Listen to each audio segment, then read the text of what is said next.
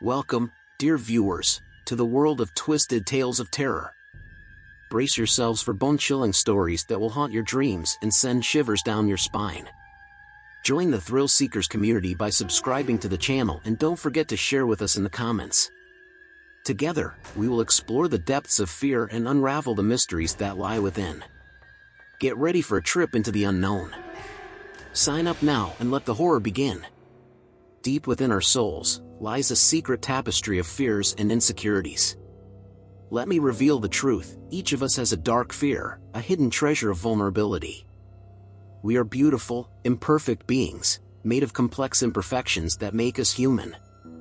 There's no shame, and no guilt will befall you for embracing the jerks dancing in your veins. What is life without encountering casual fear? Don't you dare condemn yourself to a slump, forever stuck in the clutches of cowardice. Instead, let your fears be the catalysts that push you toward the wilder limits of self-discovery. Let's start today's story. Allow me to introduce myself properly, since I am not just your ordinary psychiatrist. I go by the name of Tom, a man of 40 years who has chosen a path less traveled. You see, I've never settled down, always moving from place to place, fueled by an insatiable thirst for knowledge and an unyielding curiosity. My nomadic lifestyle has prevented me from forming lasting romantic connections, and thus I find myself living alone, my only companions being the thoughts swirling within my restless mind. Recently, I returned from a captivating journey through the vibrant landscapes of Spain, but my return marked the beginning of a new chapter in my life. A chapter that revolves around an unconventional and ambitious research project centered on the enigmatic realm of fear. Fear is that intangible force that holds sway over our lives, captivating our minds and dictating decisions. It is the universal constant, the omnipresent specter that haunts us all, casting a long shadow on our aspirations and dreams. With this profound realization, I set forth on a mission spanning nearly a decade, painstakingly crafting a treatment method that would defy the very essence of fear. A formidable challenge, indeed, but one that I embraced with unwavering determination. And now, dear reader, I stand before you, having finally completed my magnum opus, the CA-14. The CA-14 is no ordinary contraption. It is a gateway to the depths of the human mind, a simulation device that transports individuals into a battle against their deepest fears. Imagine, if you will, entering a realm where fears manifest themselves in vivid forms, each confrontation chipping away at the grip fear holds over one's existence. But that's not all. The CA-14 possesses a hidden power, for within its circuits lies the ability to stimulate the production of secretions that aid in overcoming these debilitating anxieties. Through a series of sessions with this remarkable device, one can finally conquer the shackles that have restrained their potential for far too long. Now, you may wonder why I embarked on this extraordinary journey. It is simple, really. The world, in all its vastness, is gripped by fear, a fear of the known, of the uncertain, of failure, of rejection. This fear permeates every aspect of our lives, corroding our ambitions, stifling our growth, and shrouding our true selves. I yearn to liberate humanity from this self-imposed captivity, to bring about a world where individuals can flourish unhindered by the chains of their own apprehensions. But my work is not yet complete. I find myself standing at a crossroads, eager to test the efficacy of the CA-14 on a human subject. It is through this final step that I can unveil my creation to the world, shining a light on the boundless possibilities that lie within our grasp. The stage is set, the curtain ready to rise, and I, Tom, the restless wanderer, shall take one more step towards unveiling the extraordinary device that holds the power to conquer our deepest fears. But I am searching in the realm of shadows and fears. I knew exactly where to find the perfect candidate for my experimental venture. It was none other than my dear friend Marcus, who had confided in me some time ago about his relentless terror, a haunting figure that resembled an elongated specter, casting its ominous silhouette upon him in the dead of night, particularly when slumber had embraced him tightly. It was as if he spoke of a ghostly presence that had plagued him since his early years, a shadowy intruder invading his very being. With a sense of urgency, I reached out to Marcus, pitching him the audacious idea of subjecting himself to my pioneering treatment. Being the remarkable friend that he was, he welcomed the proposition with open arms, wasting no time in joining me on this uncharted path toward emancipation from his nocturnal fears. The clock struck 8 in the evening as Marcus arrived at my clinic, the hallowed halls echoing our footsteps, its emptiness enveloping us. In an attempt to assuage his apprehension, I engaged Marcus in a reassuring conversation, assuring him that no harm would befall him and that everything would transpire harmoniously. Gradually, sleep's gentle embrace claimed him, allowing me to place the formidable device into the depths of his mind.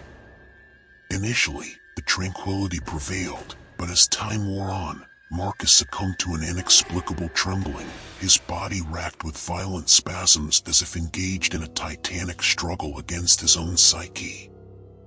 The air became filled with his anguished screams, his pleas echoing, farther, farther, as though locked in a fierce battle with an invisible nemesis.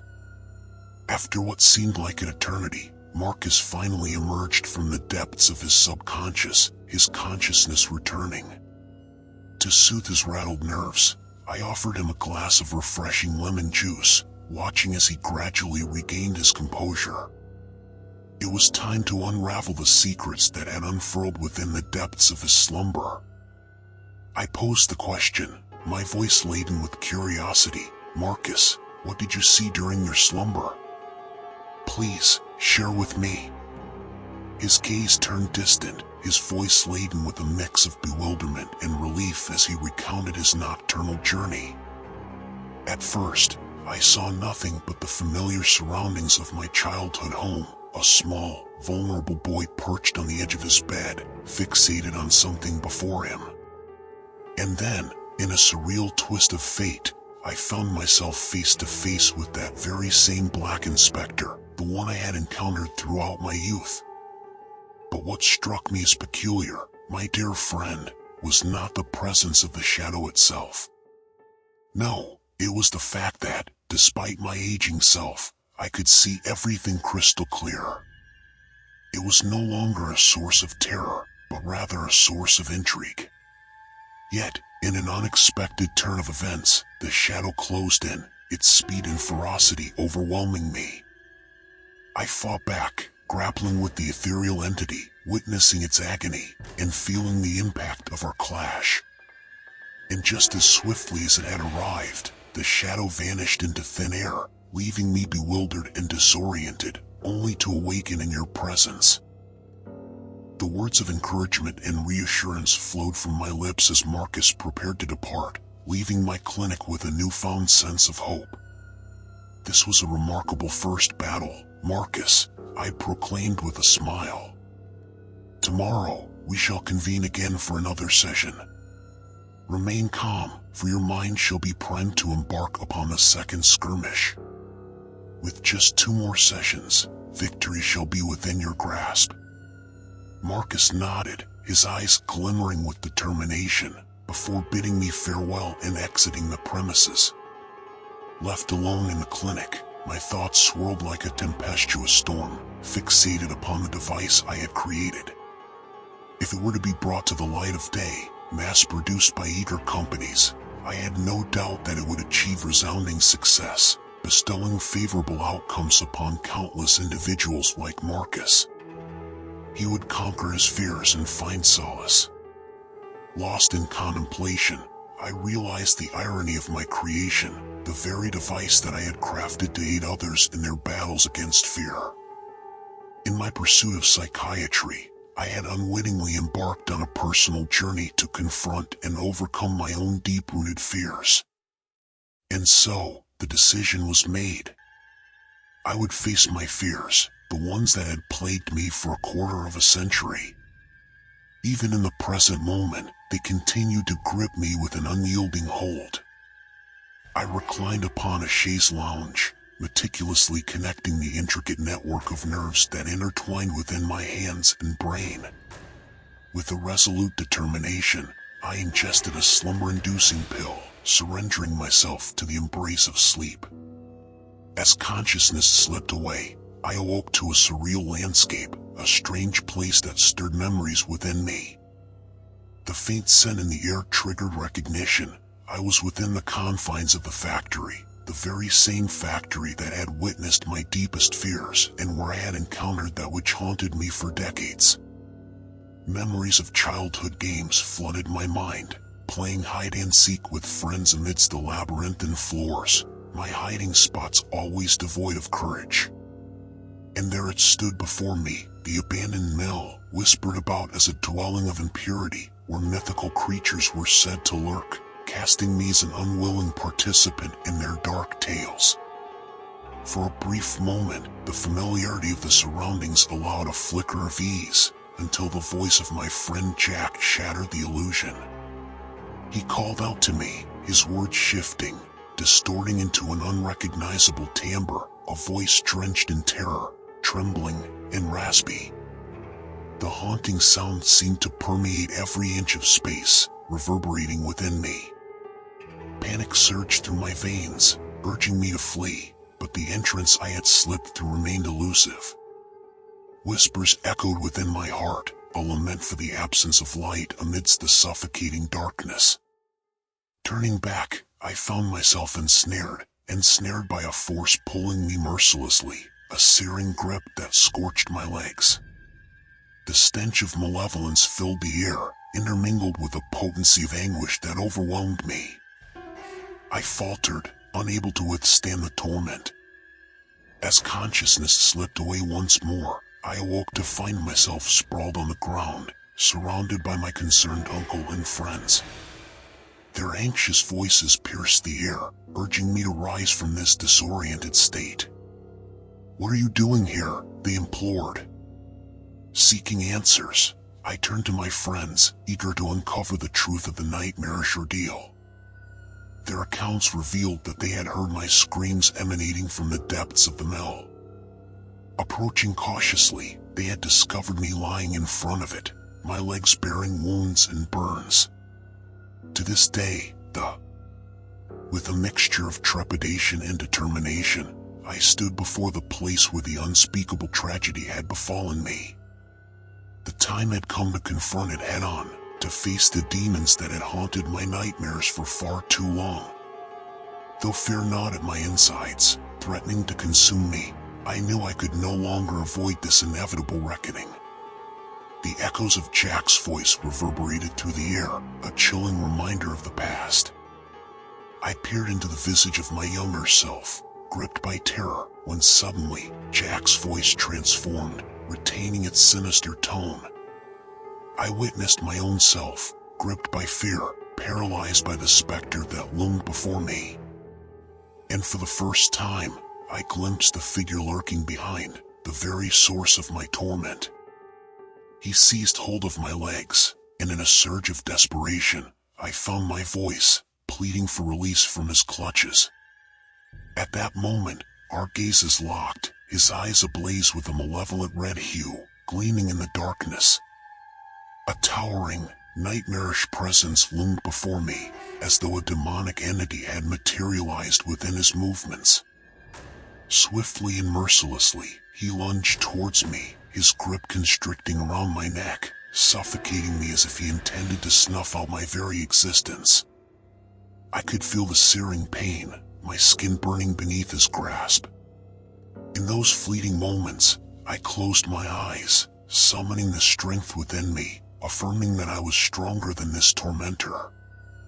Determination surged through my veins as I unleashed a forceful strike, grappling with him and forcing him to recoil. He toppled to the ground, but his resolve remained unbroken. Growing in size, he sank his teeth into my flesh, each bite sending waves of agony through my body. I writhed upon the ground, blood pouring forth, fiery wounds marking my battered form. Then, in an instant, everything shifted. The fiend vanished, the surroundings transformed, and I found myself sprawled on the clinic floor, consciousness returning to me. Disentangling from the devices that had immersed me in this harrowing experience, I was overcome by a torrent of shock, retching violently as the remnants of the ordeal assailed me. Astonishingly, my body bore the evidence of the brutal encounter. Traces of blood stained my hands, the pain reverberating within me. It was as if I had truly engaged in a battle, not merely a simulated enactment. Undeterred, a resolute determination welled within me. I knew I had to venture forth once more, to free myself from this torment, to banish the nightmare that clung to my being. Fingers trembling, I powered on the machine, ready to immerse myself once again, only to be met with the shattering sound of its rupture. A jolt of frustration surged through me, a recognition that the road ahead would be arduous, filled with countless trials and errors. Yet, I resolved to persevere, knowing that the only way to vanquish the specter was to confront it relentlessly. And so, the nightmare persisted, haunting my every step.